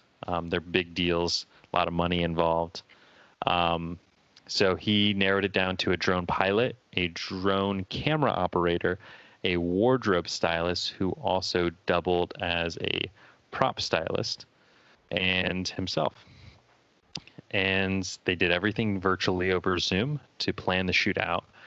And I thought, being that he doesn't shoot with drones ever, that it would be pretty... Still wasn't shooting with a drone. But he was directing, which is how a lot of these kind of shoots go when you get to this level. Yeah, I know, but I'm just saying, he still wasn't shooting with a drone. You're making it sound like because he'd never shot with a drone before, the place you were going with this is maybe it wouldn't have been so good. But he hired people who do this and are good at this. Correct. But he was adding in things like, I still don't know how he incorporated in the artificial lighting so well, considering he's using Are you freaking kidding me? Are you on his Instagram? There's like a whole behind the scenes thing. He's using reflectors. Right. Everybody's standing like 6 feet back. But they're huge reflectors. So he's got big, dog. I love the one of her, and we'll include links to this in the show notes, but there's one of her like blowing leaves with the leaf blower. I think that one was my favorite. Yeah, no, the reflectors are like what, 5 feet by 5 feet or something like that. Yeah, typical giant reflectors. You made it sound like, when I hear giant, I'm thinking like 10 foot by 10 foot. They're pretty large, but then they're also large, bouncing HMIs into these reflectors from even further away. No, I saw people posting about this, kind of mocking it, saying like, yeah, he might have used a drone and been, however far away, but the guy setting up the lights wasn't, he had to get in real close. And it's like, if any of those people who are making the snarky comments had like looked, they would see like the closest we see anybody with like a reflector to her is the one shot where she's like wearing the pink dress jacket thing and she's like pulling on lemons, and he looks to be about 10 feet away with that reflector. Right. So, I mean, it looks like they were doing everything as best they could. Everybody's wearing masks in the behind the scenes shot. Like there is a behind the scenes drone photo actually of like the whole crew at one point in it. Yeah. And so you can see everybody's wearing masks the whole time, and it looks like Art Schreiber is wearing like a white mask. Everybody else is wearing black masks. And so like he's the guy typically in the back looking at like a little monitor to see what the drone's actually, doing. Yeah, directing everything. Yeah. And everyone in the crew is also standing 6 feet apart from each other. Yep. Not just from the talent, but from each other. So it's like craziness.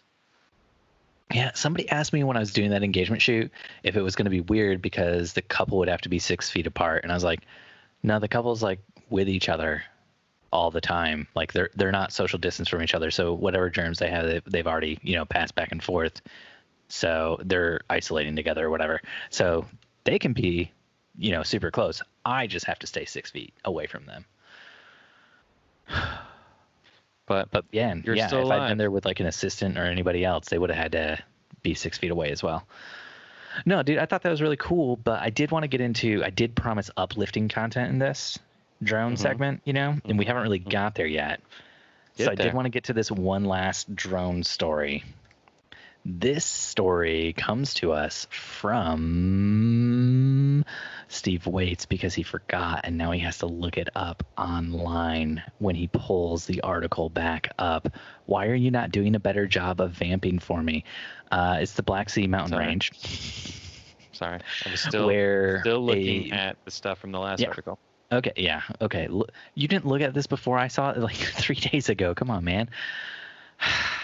Village head uses drone to distribute face masks to residents. That's right.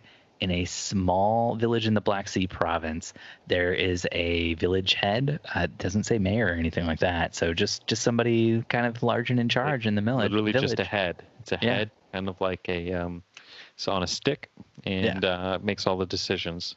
And he's literally flying drones. It looks like he has like a Mavic Air. Yeah, it looks like a Mavic. Yeah, and he's flying drones that it's like a bag attached to the drone, but it's like hanging down like 6 feet down from the drone. So he flies it in, and then people can open the bag, get the mask out, and then he flies it back to wherever he is. So that way he can distribute masks without risking anybody getting sick by like going out to different places to like get the masks and being in contact with each other.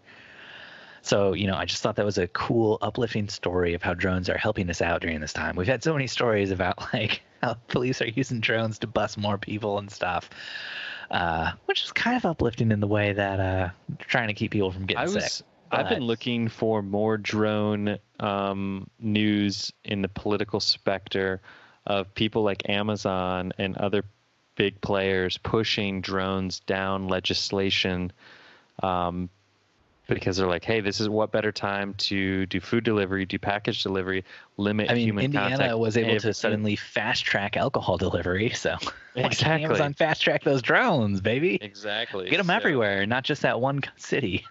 I thought we'd for sure see something about that being worked into legislation to get some approvals for that, so that if this happens again, Amazon will just be keeping the 2-day Prime, but dropping it on your front porch.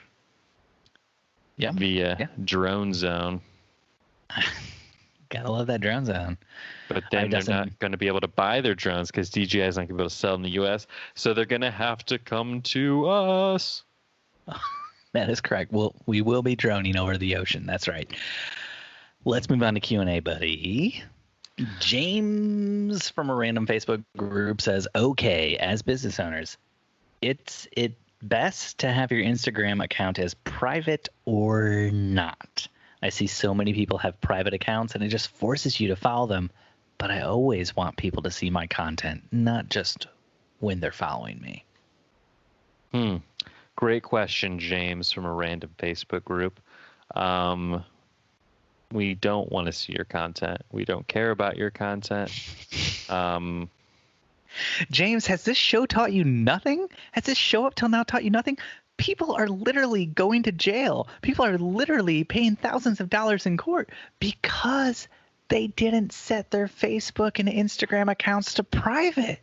James, you got to lock that shit down. What do you want to go to jail for shooting a wedding, James? Because you posted about it on your Instas? Yes. Come on, James. Lock that shit down. You only let in the people you know aren't snitches.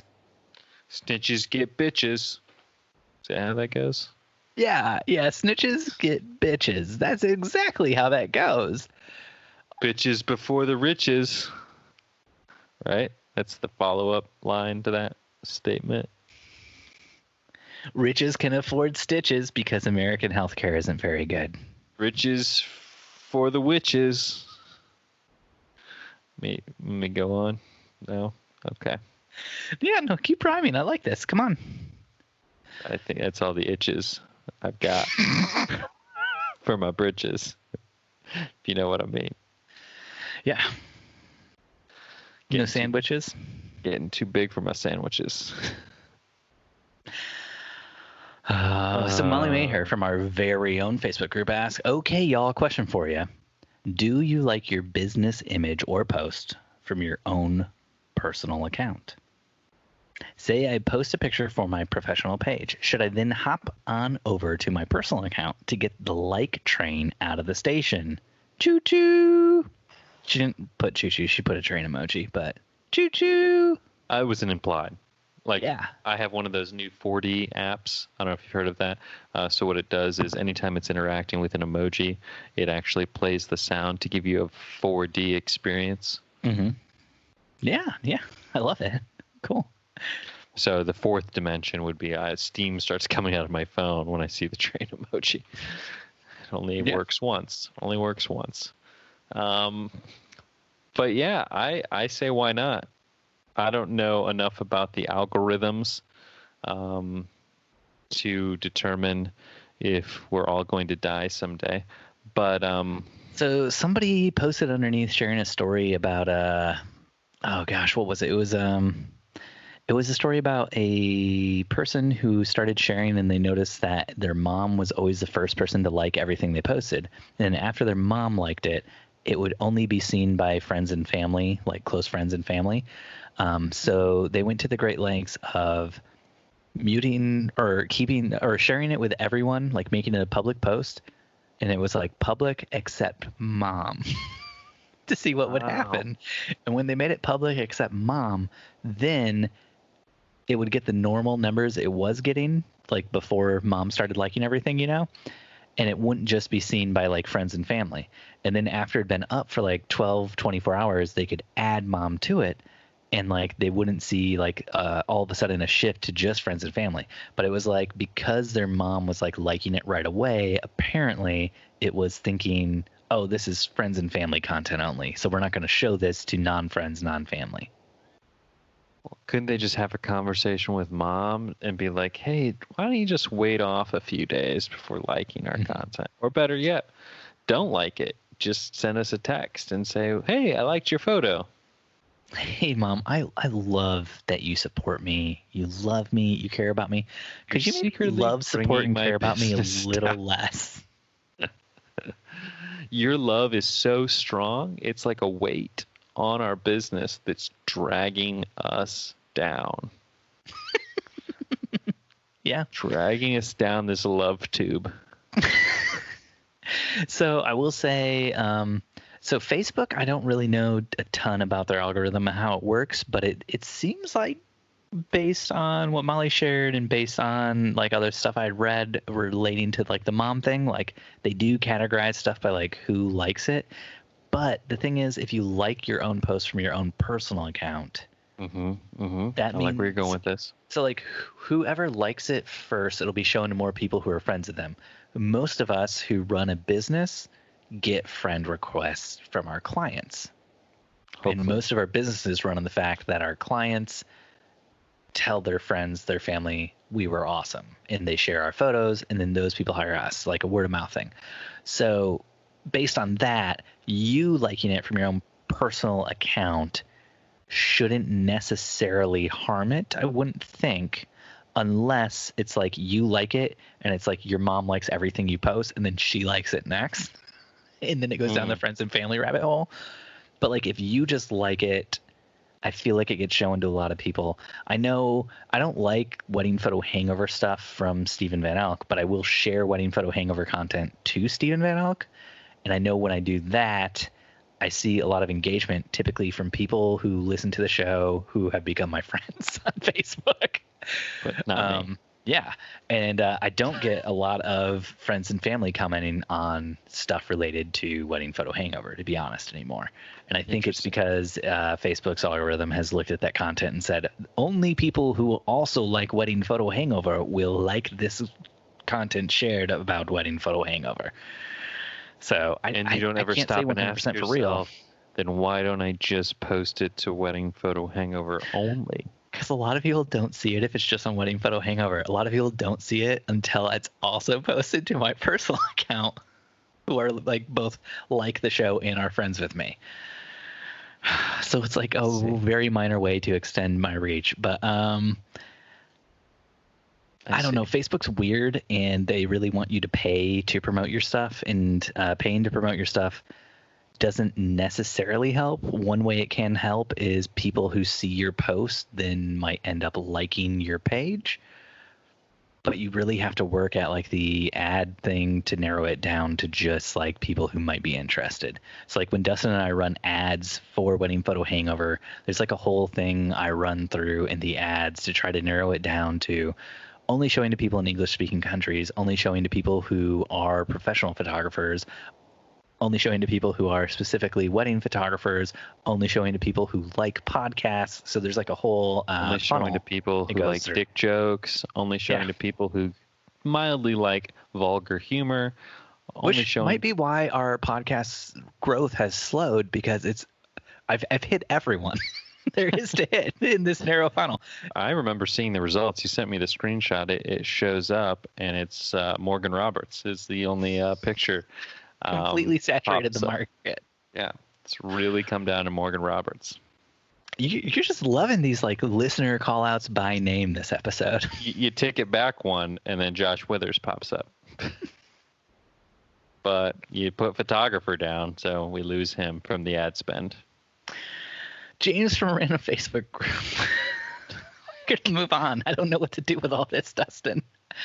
You're going so interpersonal, so niche. It's like you're alienating all of our listeners who aren't those two people and maybe Sally Psycho. Just the people who personally message me on a weekly basis with love and cherishing thoughts. Did you want to go back and be like, and then if you say likes wedding photography and also bird photography, is that the hole you wanted to go down to, and is also good at SEO? Now we get Sally. Sally James from a random Facebook group says postponements continue. Another one this morning. One left to lose this year. Anyone else still fielding cancellations and postponements? We are. I feel like we're at a good place right now, but I hate saying that, knock on wood, because I feel like I'm going to jinx myself. We have a few couples that I've reached out to that I still have yet to hear back from. And that always makes me nervous. Mm-hmm. But I'm hopeful that everything, because we've actually picked up a few weddings, like people who have rescheduled their wedding, and now their original photographer cannot do their wedding.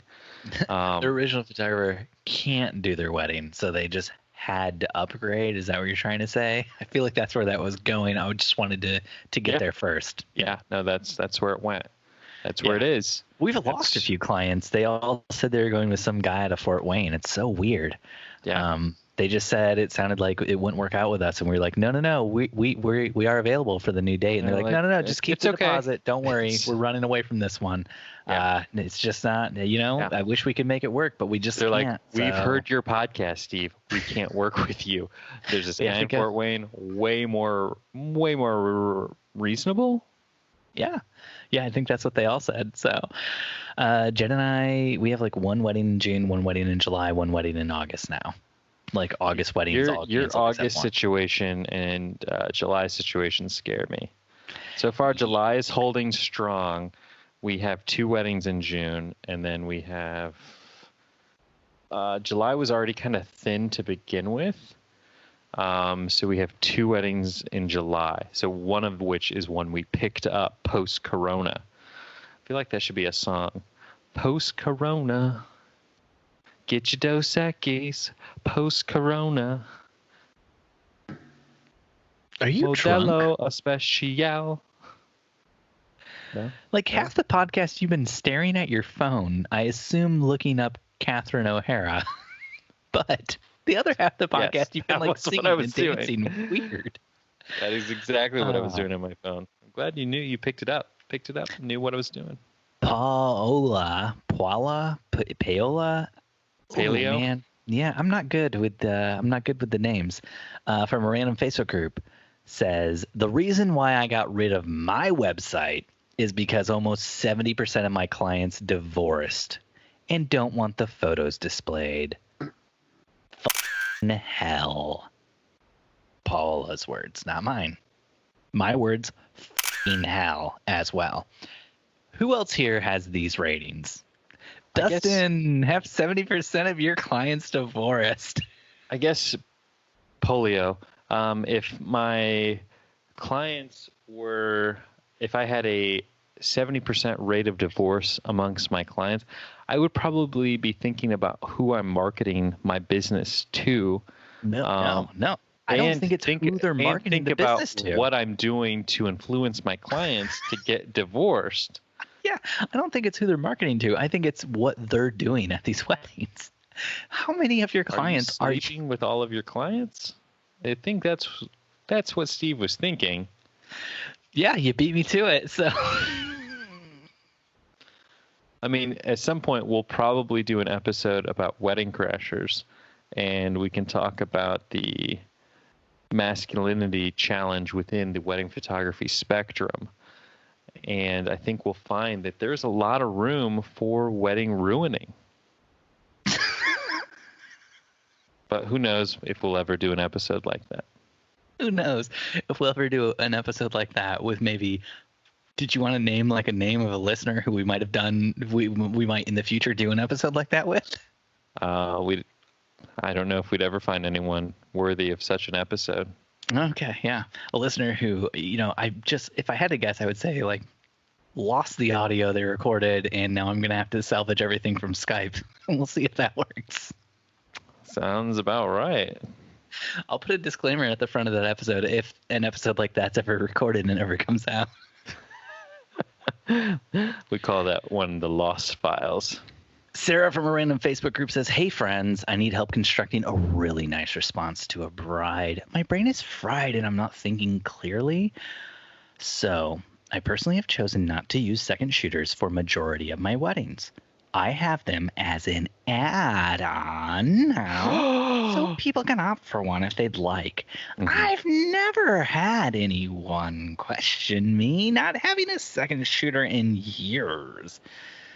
But this particular bride in inquiry says that she is concerned that my packages don't already include them and wants to know how I plan on capturing it all without a second shooter. Can you help me think of a really nice way of saying, that's just how I run my business, bitch, and I'm confident I'll capture everything? And if not, she's more than happy to add on a second shooter? I know several feel photographers. Like this is a no-brainer in a short response, but words aren't coming to me. LOL. What's LOL mean again? I'm blanking. Is that it's ladybugs are life? I think it's a Cockney rhyming scheme thing. So it's like straight from hell. That's what rhymes with LOL, right? Straight from hell, LOL. Yeah. Gotcha. But I don't think that's how Cockney rhyming scheme works at all. I don't think so either. But yeah, great question, Sarah. I know several photographers who decide to roll solo and would actually prefer it that way because it's if you're not in a situation like Steven and I, where you're married to your second shooter, it's stressful. It's stressful or constantly. Where you're the second shooter married to the other person, whatever. We don't need to discuss who's the dominant and, subordinate, but who wears the gag and who doesn't. But sometimes a very, very powerful man just likes to submit himself.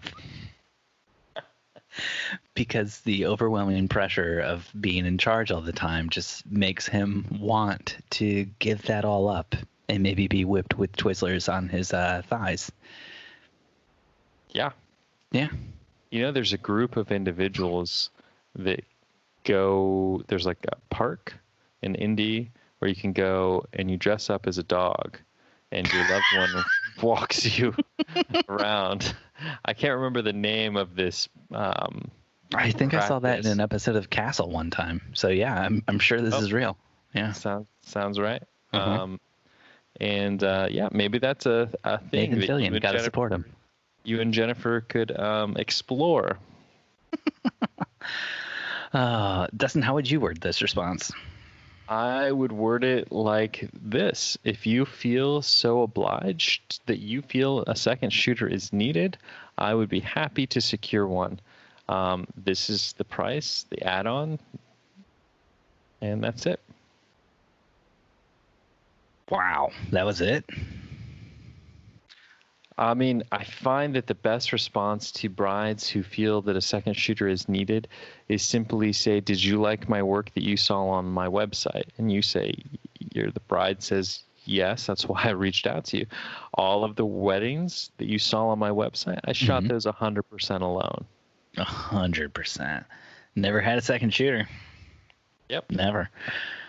I mean, I think I would be like, I'm sorry if you're concerned, but I don't address concerns. I do results. This is a results business, and I'm going to get you those results. Yeah. Here at Sarah Photography, that's Sarah with an H. We're all about getting them photo gains. She pronounces it Sahara. Sahara Photography. We're all about them photo gains, I'm gonna be pumping camera shots every single day. I'm getting those gains. I'm drinking that protein. I'm drinking that milk. I'm bulking up for your wedding. And you look at me and you might not think I've got the strength that it takes to get you across the finish line without somebody to spot me when I'm pressing that camera bench. But I'm ready to do this. LOL. I hope you never write that email because that was like the worst email I've ever heard. That's going to do it for us this week. Wedding Photo Hangover podcast. If you love Steve's great emails, please leave us a 5-star review on Apple Podcasts. Selling if you want to get great email templates. We're at Wedding Photo Hangover on Instagram. Dustin, my man, is at Dustin_McKibben, and I'm at Steven Van Elk. We have an awesome Facebook group you should join. Just search for Wedding Hangover. If you want more content, though, head over to the Patreon by going to patreon.com/WVH. Thanks for listening, and we'll see you next time your head is pounding, your limbs feel like dead weight, and your entire being aches for the sweet embrace of death. That's right, next week. After you may or may not shoot another wedding, depending on what the coronavirus restrictions are like in your town, or city, or state, or colony. Yeah. After you've benched your camera gains, don't worry about it. You can get it. Doesn't what's it good? What's it happening? What's it good? What's it happening? Not much. Had the wedding yesterday that we previously spoke about. Have another one in 2 weeks. Two of them in that weekend. And kind of just getting a little bit back to normalcy. That's what I like to hear. And then once coronavirus ravishes our state again because of, people being like, restrictions being lifted, pandemic's over, I don't need to wear a mask or social distance anymore. We'll shut down again and we'll lose more weddings. It'll be great. It's going to be a great year. Yeah, I'm not concerned about this at all. Don't worry about it, bud. Yeah. I know. Yeah. So it's funny because so we have that version of reality that you're feeling, and then we have photographer posted today on social media. I won't say his name, but something in regards to it's okay to admit that you were wrong about how you felt in regards to the severity of your reaction to the coronavirus. And so then there's like that train that's leaving the station, and I'm seeing more and more people posting things like that. Oh gosh, I saw somebody who posted about Donald Trump saying that churches are now classified as essential so they can reopen as long as they adhere to social distancing guidelines. And they were like, praise the Lord. And I was like, oh, sweetie, this is the Lord trying to kill off all of the people who go to church. This is how he does it, okay? You know? I mean, what was it? There was one woman in South Korea who had the virus, and like they had the virus like locked down, and they had like 25 cases or whatever, and then like she was the 26th, and they're like, hey, don't go anywhere. She went to church, and because she went to church, her church had like 200 cases within like the next 2 weeks. So Jeez. When people go to like large group things where they get together like that, like and they're all shaking hands, coughing in each other's faces, drinking out of that same wine glass, that's how a virus spreads. So it's okay to admit that your friend is a douchebag. It's not a friend of mine. It's just a photographer. Your best friend. Steven, you didn't post this. It's okay.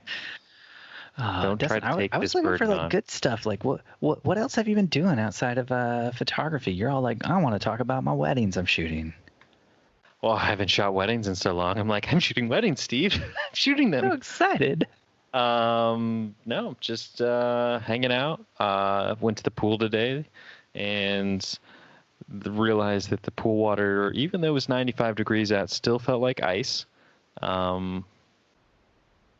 Which wasn't actually ice. It was 74 degrees according to the thermometer, but 74 degrees when it's 94 degrees, that 30-degree temperature difference to your body feels like you're in an ice cube. Mm-hmm. Steve, are you working on any other little personal projects? Doing any? I keep seeing some real estate stuff coming out of you here and there. Not working on any personal projects right now. The real estate thing has not really taken off. So, just trying to market stuff and get stuff going. Tried to get it to take off. Yeah, we don't know what's going to happen. We can't say anything about the future. I have been watching a show on Amazon Prime called Patriot. Have you heard of that? I've heard of it. Yeah. So the thing I said earlier about being whipped with Twizzlers, that's a reference to that show. But it's a very funny show. It's like like Jack Ryan, how it's like, oh, he's like a superhero spy kind of guy. Well, Patriot's more like a dark comedy, and it's like the spy at the center of it all is just like a very depressed man, and it's a real different look at like spy stuff. It doesn't glorify it in any way, shape, or form. It's very sad and depressing, but also very, very funny. Came out in 2015, like the first half of season 1, and then like the second half of season 1 was 2017, I think, and then 2018 second season came out, and that's all they did. But it's it's good. It's real good. I'll have to take a peek at it. I've been watching Magic for Humans on Netflix. How's that? I'm like, where has this been all my life? I love it. It's completely different than what I thought it was, which I thought it was like one of those magic debunking shows. Mm-hmm. But instead, it's about this magician who's also kind of a comedian. Who all magicians are comedians now. Nobody cares about magic on its own. Right, it's not David Copperfield anymore. Magic up. We should call it quits. Still got to do SADSTW. So the best acronym in podcast. Sad Steve W. Yes. Yes. All right. Good night. Good night.